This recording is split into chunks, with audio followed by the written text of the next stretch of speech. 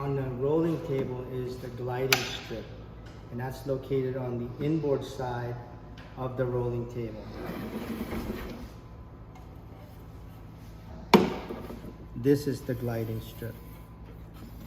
So as you can see, it has a pin that's spring loaded. This is spring loaded.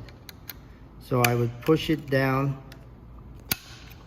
as you push the gliding strip out, and then pull to remove. Okay, so the gliding strip can only be installed one way since the detent is on one side. There's the opening, there's the detent. You cannot purchase or take a gliding strip and flip it over and use the underside, because it won't fit on the detent unless you drill a hole here, which you can do, I guess. So once you receive the new gliding strip, just slide it into place until you reach the detent.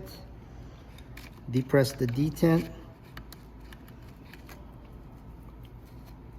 and there you go. You hear the little click, it snapped into place, and you've replaced the gliding strip.